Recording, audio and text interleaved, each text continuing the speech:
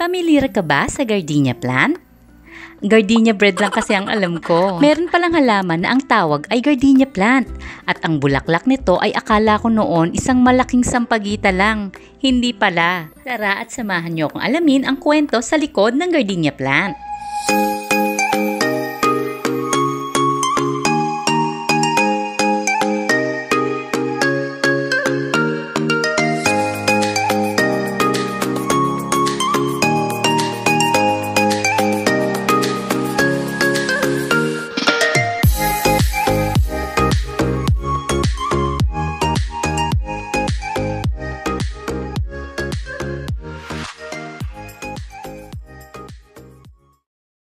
Alam niyo ba na ang gardenia ay hinango sa pangalan ni Dr. Alexander Garden?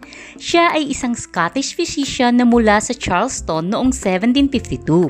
Siya ay nagtitrade ng mga Native American plants. Kasama niya dito ay ang English merchant na si John Ellis, na siya namang kaibigan ni Carolus Linnaeus, isang sikat na Swedish botanist noong 1700s. Si Linnaeus ay kilala sa pagde-develop ng sistema sa pagka-classify ng mga halaman noong 1758. Isang araw ay binisita ni Ellis ang isang garden sa labas ng London at ininspeksyon ng mga evergreen shrubs na inakala niya noong una ay jasmine. Nagdalawang isip ito dahil ito ay sobrang bango at mayroong double flower. Tinignan niya rin ang pagkakaiba nito sa jasmine flower. Kaya naman sinabi niya ito kay Linnaeus na siya namang sinang-ayunan ni Linnaeus na ito ay hindi jasmine. Kinumbinsi ni Ellis si Linnaeus na ito ay ipangalan sa kanyang kaibigan na si Dr. Alexander Garden. Kaya ito ay pinangalan ng gardenia.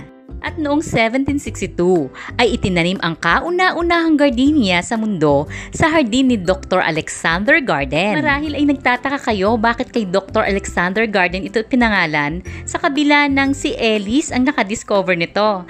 Alamin nyo na lang sa Google. Ang gardenia ay isang uri ng halaman na may napakabangong bulaklak.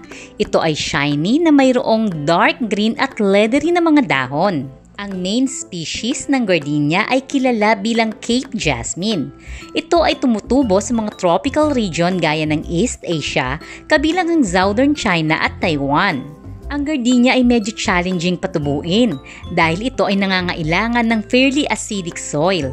Dalasan ng ganung lupa ay makikita lamang sa mga tropical climate countries. At dahil kailangan mong balansehin ang humid ng climate nito, idagdag mo pa ang uri ng lupa at hindi obra ang sobrang init.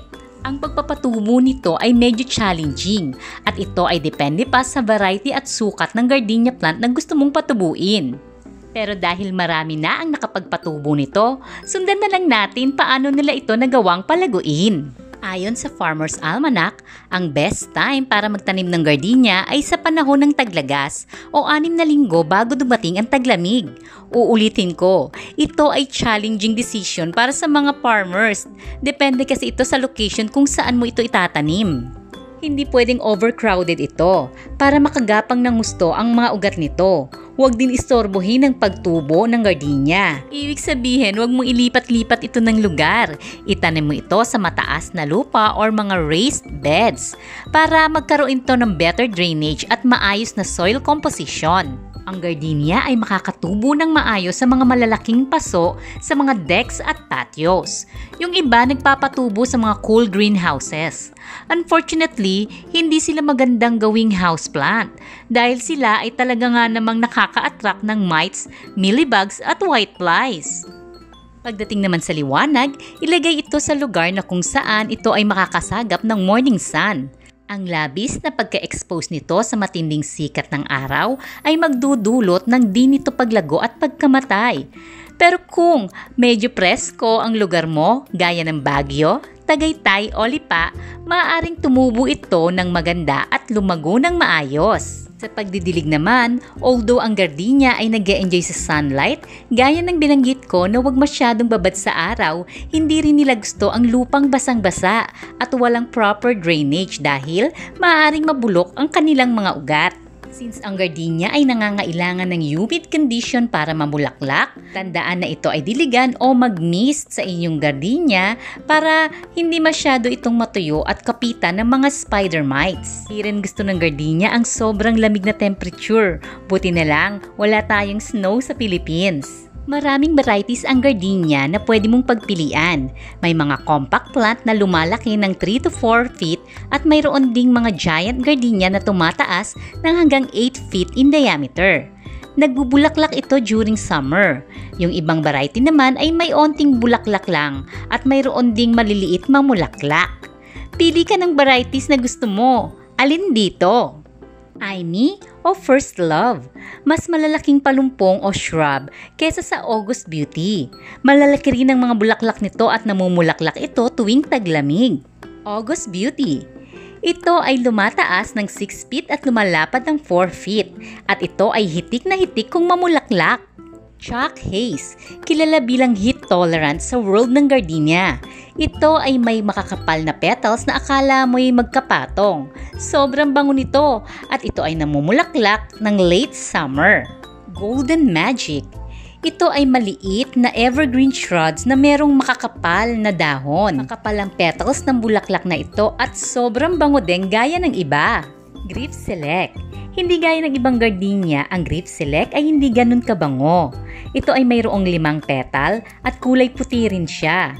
Flames Hardy. Ito ay lumalaki ng mula 2 to 3 feet. Miami Supreme. Ito ay tumataas ng hanggang 6 feet at may malalaking double flower na may 4 to 6 inches ang lapad. Kaya pala siya Miami Supreme. Mystery. Ito ay isa sa mga popular na gardenia variety. Magandang ilagay sa small urban space ang mystery dahil ito ay tumataas ng hanggang 6 feet tall. Kaya maganda itong silungan lalo na sa mainit na panahon. Radicans prostrata. Ito ay tumataas ng 12 inches at lumalapad ng 2 to 3 feet. Di gaya ng ibang gardenia, ang dahon nito ay maliit lang at ang bulaklak nito ay doble din. Ito ay suitable sa mga maliliit na paso or mga small-scale ground cover. Radicans variegata. Ito ay may husk gray green leaves na merong puting marking. Shooting Star. Ito ay upright grower na may 6 feet to 8 feet ang taas at lapad. Ito ay mayroong malalaking dahon at single flower. Ito ay namumulaklak tuwing taglagas at bago mag-summer. Ang pangalang Shooting Star ay hinango sa kanyang itsura na akala mo'y bituin na nahulog mula sa kalawakan dahil sa pagkakatubo ng bulaklak nito na nakapoint downward na parang falling star. Vitiae.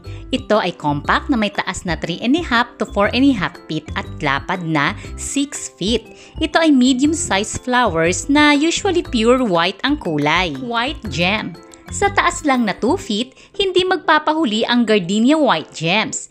Ito ay dwarf variety ng gardenia na kahit na maliit, siya ay lumalaban sa mga gaya niyang gardenia pagdating sa halimuyak nito. Ito ay isa sa mga common species ng gardenia na maaaring tumubo indoors. Alam niyo ba na ang gardenia ay kawangis ng jasmine plant? Ang flowers nito ay ginagawa ring essential oil. Ano pat ang gardenia ay isa sa pinakamagandang bulaklak at pinakamabango sa buong mundo. Sang-ayon ka ba dito? Ano ang pinakamagandang bulaklak at pinakamabango para sa'yo? Write down your comment below.